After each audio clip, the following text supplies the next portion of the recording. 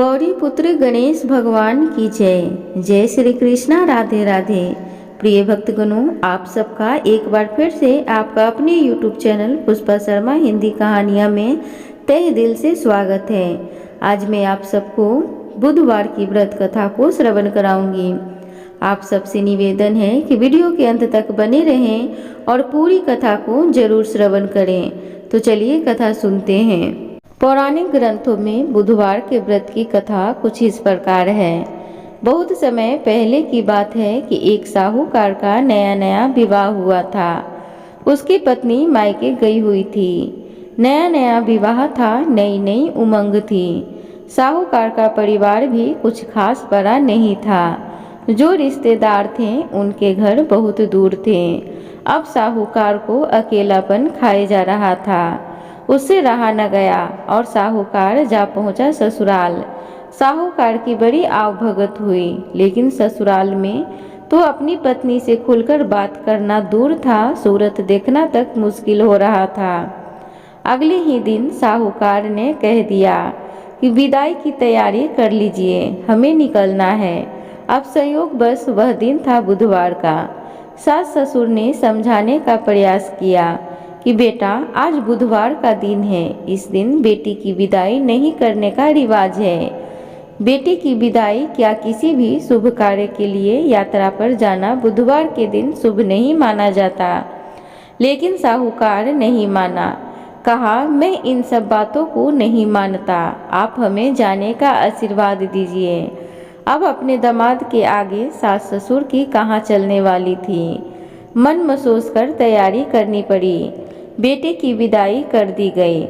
अब चलते चलते रास्ते में साहूकार की पत्नी को प्यास लग जाती है। साहूकार जैसे पानी लेने के लिए जाता है तो वापस आते ही उसकी हैरानी का कोई ठिकाना नहीं रहता। अपने ही हमशक्ल को गाड़ी में पत्नी की बगल में बैठे देखता है। उसकी पत्नी भी एक शकल के दो व्यक्तियों को देखकर परेशानी में पड़ गई कि उसका पति कौन सा है।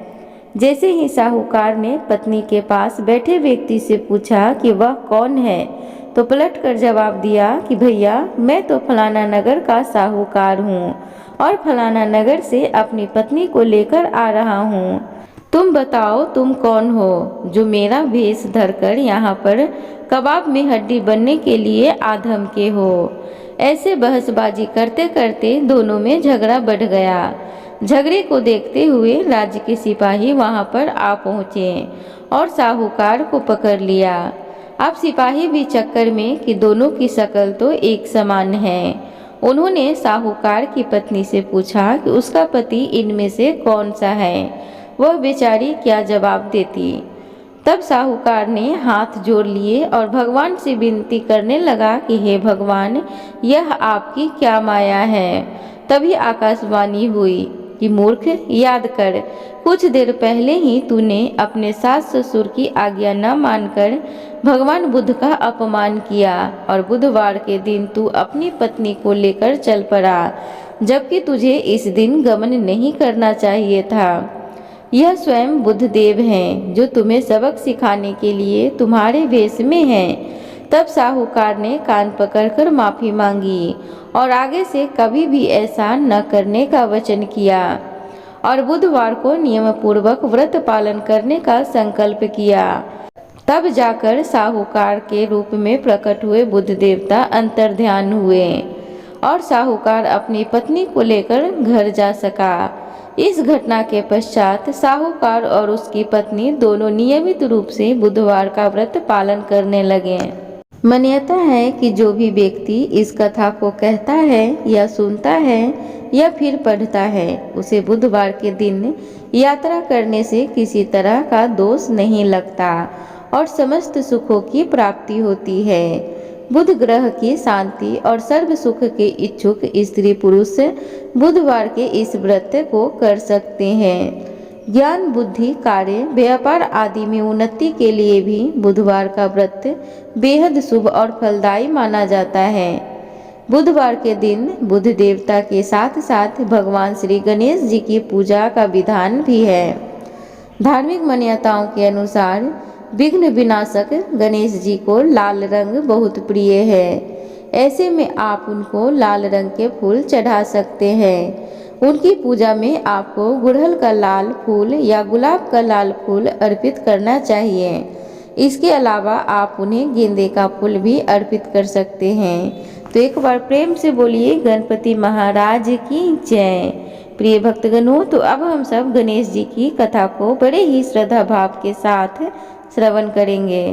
तो चलिए गणपति महाराज की कथा को सुनते हैं। एक बार देवता कई विपदाओं से घिरे थे। तब वह मदद मांगने भगवान शिव के पास आए। उस समय शिव के साथ कार्तिकेय तथा गणेश जी भी बैठे थे। देवताओं की बात सुनकर शिव जी ने कार्तिकेय व गणेश जी से पूछा कि तुम में से कौन देवताओं के कष्टों का निवारण कर सकता है। तब कार्तिकेय व गणेश जी दोनों ने ही स्वयं को इस कार्य के लिए सक्षम बताया। इस पर भगवान शिव ने दोनों की परीक्षा लेते हुए कहा कि तुम दोनों में से जो सबसे पहले पृथ्वी की परिक्रमा करके आएगा वही देवताओं की मदद करने जाएगा। भगवान शिव के मुख से यह वचन सुनते ही कार्तिकेय अपने वाहन मोर पर बैठकर पृथ्वी की परिक्रमा के लिए निकल गए। परंतु गणेश जी सोच में पड़ गए कि वह चूहे के ऊपर चढ़कर सारी पृथ्वी की परिक्रमा करेंगे तो इस कार्य में उन्हें बहुत समय लग जाएगा। तभी उन्हें एक उपाय सूझा। गणेश अपने स्थान से उठे और अपने माता पिता की 7 बार परिक्रमा करके वापस बैठ गए। परिक्रमा करके लौटने पर कार्तिकेय स्वयं को विजेता बताने लगे। तब शिव जी ने श्री गणेश से पृथ्वी की परिक्रमा न करने का कारण पूछा। तब गणेश जी ने कहा, माता पिता के चरणों में ही समस्त लोक हैं। यह सुनकर भगवान शिव ने गणेश जी को देवताओं के संकट दूर करने की आज्ञा दी।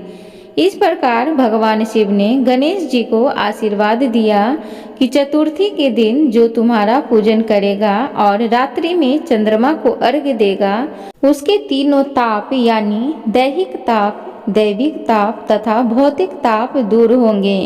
इस व्रत को करने से व्रतधारी के सभी तरह के दुख दूर होंगे और उसके जीवन में भौतिक सुखों की प्राप्ति होगी। चारों तरफ से मनुष्य की सुख समृद्धि बढ़ेगी।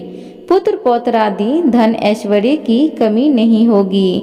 तो इस प्रकार गणपति महाराज की प्रथम कथा थी।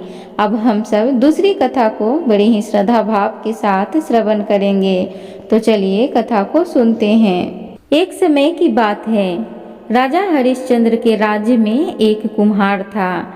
वह मिट्टी के बर्तन बनाता, लेकिन वे कच्चे रह जाते थे।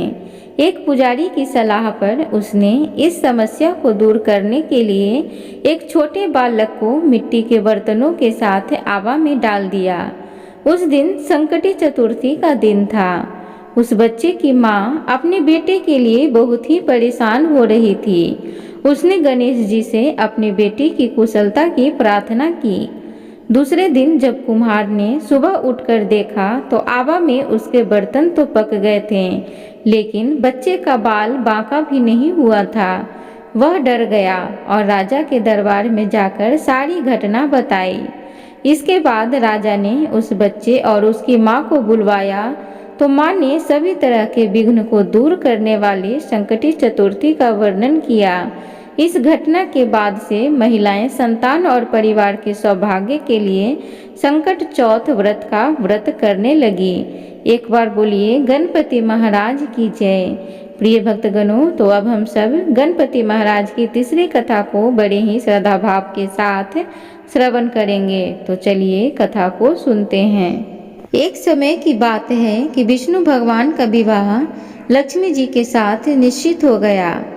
विवाह की तैयारी होने लगी। सभी देवताओं को निमंत्रण भेजे गए, परंतु गणेश जी को निमंत्रण नहीं दिया गया। कारण जो भी रहा हो, अब भगवान विष्णु की बारात जाने का समय आ गया। सभी देवता अपनी पत्नियों के साथ विवाह समारोह में आए। उन सब ने देखा कि श्री गणेश जी कहीं दिखाई नहीं दे रहे हैं। तब वे आपस में चर्चा करने लगे कि क्या गणेश जी को न्योता नहीं है या स्वयं गणेश जी नहीं आए। सभी को इस बात पर आश्चर्य होने लगा। तभी सबने विचार किया कि विष्णु भगवान से ही इसका कारण पूछा जाए। विष्णु भगवान से पूछने पर उन्होंने कहा कि हमने गणेश जी के पिता भोलेनाथ महादेव को न्योता भेजा है। यदि गणेश जी अपने पिता के साथ आना चाहते हो तो आ जाते। अलग से न्योता देने की कोई आवश्यकता भी नहीं थी। दूसरी बात यह है कि उनको 1.25 मन मूंग, 1.25 मन चावल, 1.25 मन घी और 1.25 मन लड्डू का भोजन दिन भर में चाहिए। यदि गणेश जी नहीं आएंगे तो कोई बात नहीं, दूसरे के घर जाकर इतना सारा खाना पीना अच्छा भी तो नहीं लगता। इतनी वार्ता कर ही रहे थे कि किसी ने एक सुझाव दिया। यदि गणेश जी आ भी जाएं तो उनको द्वारपाल बनाकर बैठा देंगे कि आप घर की याद रखना। आप तो चूहे पर बैठकर धीरे धीरे चलोगे तो बारात में बहुत पीछे रह जाओगे। यह सुझाव भी सबको पसंद आ गया तो विष्णु भगवान ने भी अपनी सहमति दे दी। होना क्या था कि इतने में गणेश जी वहां आ पहुँचे और उन्हें समझा बुझाकर घर की रखवाली करने के लिए बैठा दिया गया। बारात चल दी। तब नारद जी ने देखा कि गणेश जी तो दरवाजे पर ही बैठे हुए हैं, तो वे गणेश जी के पास गए और रुकने का कारण पूछा। गणेश जी कहने लगे कि विष्णु भगवान ने मेरा बहुत अपमान किया है। नारद जी ने कहा कि आप अपनी मूषक सेना को आगे भेज दें तो वह रास्ता खोद देगी, जिससे उनके वाहन धरती में धंस जाएंगे। तब आपको सम्मानपूर्वक बुलाना पड़ेगा। तब तो गणेश जी ने अपनी मूषक सेना जल्दी से आगे भेज दी और सेना ने जमीन पोली कर दी। जब बारात वहां से निकली तो रथों के पहिए धरती में धंस गए। लाख कोशिश करें परंतु पहिए नहीं निकले। सभी ने अपने अपने उपाय किए परंतु पहिए तो नहीं निकले, बल्कि जगह जगह से टूट गए। किसी की समझ में नहीं आ रहा था कि अब क्या किया जाए। तब तो नारद जी ने कहा, आप लोगों ने गणेश जी का अपमान करके अच्छा नहीं किया। यदि उन्हें मनाकर लाया जाए तो आपका कार्य सिद्ध हो सकता है और यह संकट टल सकता है। और वे गणेश जी को लेकर आए। गणेश जी का आदर सम्मान के साथ पूजन किया। तब कहीं रथ के पहिए निकले। अब रथ के पहिए निकल तो गए परंतु वे टूट फूट गए, तो उन्हें सुधारे कौन। पास के खेत में खाती काम कर रहा था। उसे बुलाया गया। खाती अपना कार्य करने से पहले श्री गणेशाय नमः कहकर श्री गणेश जी की वंदना मन ही मन करने लगा। देखते ही देखते खाती ने सभी पहियों को ठीक कर दिया। तब खाती कहने लगा कि हे देवताओं, आपने सर्वप्रथम श्री गणेश जी को नहीं मनाया होगा और न ही उनकी पूजन की होगी, इसलिए तो यह आपके साथ यह संकट आया है। हम तो मूर्ख अज्ञानी हैं, फिर भी पहले श्री गणेश जी को पूजते हैं, उनका ध्यान करते हैं। आप लोग तो देवता गण हैं, फिर भी आप गणेश जी को कैसे भूल गए। अब आप लोग भगवान श्री गणेश जी की जय बोलकर जाएं, तो आपके सब काम बन जाएंगे और कोई संकट भी नहीं आएगा। ऐसा कहते हुए बारात वहां से चल दी और विष्णु भगवान का लक्ष्मी जी के साथ विवाह संपन्न करा के सभी सकुशल घर लौट आए। हे गणेश जी महाराज, आपने विष्णु जी को जैसा कारज साड़ियो ऐसो कारज सबको सिद्ध कर जो। बोलो गजानन भगवान की जय, मंगल मूर्ति की जय। प्रिय भक्तगणों, अब हम सब गणेश जी की चौथी कथा को बड़े ही प्रसन्न चित्त के साथ श्रवण करेंगे। तो चलिए कथा सुनते हैं। एक पौराणिक कथा के अनुसार एक बार भगवान शिव तथा माता पार्वती नर्मदा नदी के किनारे बैठे थे।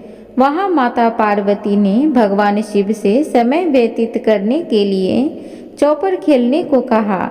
शिव चौपर खेलने के लिए तैयार हो गए, परंतु इस खेल में हार जीत का फैसला कौन करेगा, यह प्रश्न उनके समक्ष उठा तो भगवान शिव ने कुछ तिनके एकत्रित करके उसका पुतला बनाकर उसकी प्राण प्रतिष्ठा कर दी और पुतले से कहा, बेटा हम चौपर खेलना चाहते हैं, परंतु हमारी हार जीत का फैसला करने वाला कोई नहीं है, इसलिए तुम बताना कि हम दोनों में से कौन हारा और कौन जीता।